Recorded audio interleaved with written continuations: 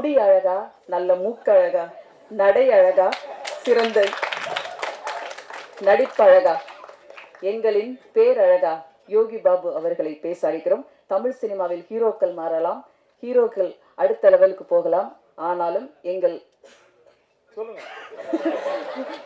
யோகி பாபு எப்போதும் அதே இடத்தில் எல்லோருக்காகவும் எல்லார் படங்களிலும் நடித்து கொடுப்பார். பேரழகன் யோகி பாபு அவர்களை பேச அழைத்து பெருமை.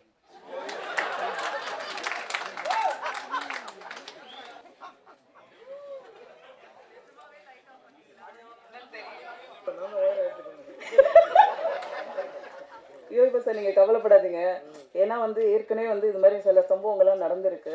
இளையராஜா சாரோட ரெக்கார்ட்ல கூட எஸ்பிபி சார் பாடும்போதுல கூட கரண்ட் எல்லாம் ஆஃப் ஆயிடுச்சு சொன்னாங்க. ஸோ அதனால நீங்க பெருசா எடுத்துக்க வேண்டாம் சார்.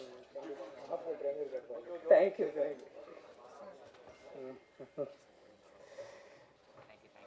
எல்லாருக்கும் வணக்கம். கரெக்டா பண்ண அவருக்கும் வணக்கம். இந்த படத்தில் எனக்கு வாய்ப்பு கொடுத்த டைரக்டர் பிரதாப் சார் அவருக்கு நான் நன்றி தெரிவிச்சேன்.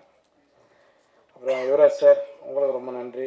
Imman sir, Sathyaraj sir, Jai sir, எல்லாருக்குமே, கேமராமேன் தங்கதுரை எல்லாருக்குமே ரொம்ப நன்றி.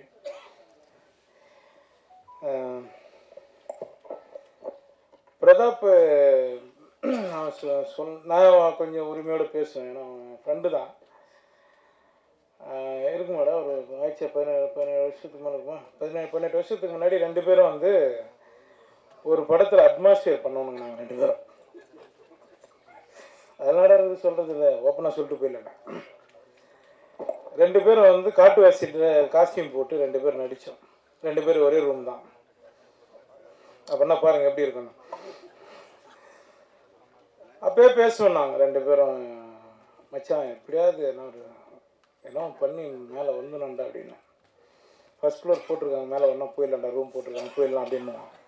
அப்பயும் அவனுக்கு நக்கல் ஜாஸ்தி, காமெடி எவ்வளோ பண்ணுவான். இன்றைக்கி அவன் டைரக்டர் ஆகிட்டார். நான் ஏதோ தெரிஞ்ச அளவுக்கு நீங்கள் சொல்கிற மாதிரி ஒரு காமெடி நடிகர் ஆகிட்டேன். உண்மையிலே லைஃப்பில் என்னென்னா ஏம் தாங்க நம்மளை ஜெயிக்க வைக்கும். எதை பற்றி நம்ம கவலைப்படாமல் நம்ம வேலையை மட்டும் நம்ம பண்ணால் கண்டிப்பாக நம்ம ஜெயிச்சிருவோம். அதுக்கு பிரதாப் ரொம்ப நன்றிடா. நீ ஃபஸ்ட்டு என்ன சூஸ் பண்ண பற்றியா, நீ சொல்கிற நான் தான் இந்த படத்தை நகர்த்த நான் கிடையாது. உன் கதை தான், உன் கதை, உன் ப்ரொடியூசர் நீ ரெடி பண்ணிட்டு வந்ததுக்கப்புறம் தான் இந்த படம் மூவ் ஆச்சு. நான் உனக்கு ரொம்ப நன்றி தெரிவிச்சுக்கிறேன். ரொம்ப நன்றி. எனக்கு சொல்லணும்னு தோணுச்சுங்க, அதான் சொன்னேன். இந்த படம் பார்த்துட்டு நீங்கள் இப்போ ப்ரொடியூசர் சொன்ன மாதிரி அவரும் ஒரு பேபி தான். நாங்கள் இங்கே ஷூட் எடுத்துருந்து அவர் பண்ணி எங்காவது மோனில் நின்றுப்பார், என்ன எடுக்கிறாங்கன்னு தெரியல, நல்லா எடுத்தா சரி அப்படின்னா. சார் இது உங்கள் படம் சார், ஏன் சார் நீங்கள் இப்படி பேசுகிறீங்க அப்படின்னா. இல்லைங்க நான் நம்பி விட்டேங்க, நான் சினிமாவில் அடுத்தடுத்து நிறைய படங்கள் பண்ணாங்கன்னாரு.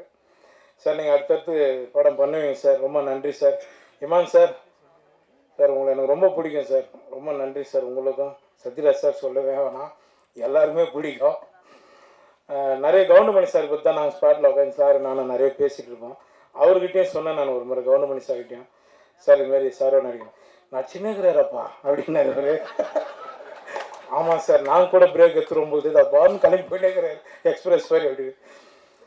அதனால் எல்லாருக்கும் நான் நன்றி தெரிவிச்சுக்கிறேன். இந்த படம் வெற்றி அடைய நீங்கள் தான் பக்கத்துலேயே இருக்கணும். ரொம்ப நன்றி. ஜெய் சார் கேட்டேன் நான் அவர்கிட்ட, எப்படிங்க இப்படி எங்கே இருக்கீங்க அப்படின்னு. சிங்கிளாக இருக்கிறதுனால தான் நான் எங்கே இருக்கிறேன்னாரு. சிங்கிளாகவே வந்துடாதீங்க, லாஸ்ட்டில் அங்கிள் ஆகிடுவோம். நம்ம ஏதாவது ஒன்று பண்ணுங்க. பார்த்தியா இந்த மைக்கிட்ட தங்கதுரை மாதிரி நானும் பேச ஆரம்பித்தேன். ரொம்ப நன்றி, ரொம்ப நன்றி. தங்கதுரை நானும் ஒன்று மாதிரி தான் பேசிட்டு இருந்தேன். என்னை எல்லா டைரக்டரும் சேர்ந்து சட்டில் ஆக்டராக மாற்றிட்டாங்க, மடன் ஆட்சியிலேருந்து எல்லாருமே. ரொம்ப நன்றிங்க, ரொம்ப சந்தோஷம் எல்லாருக்கும். இந்த படத்தை வெற்றி செய்யுங்க.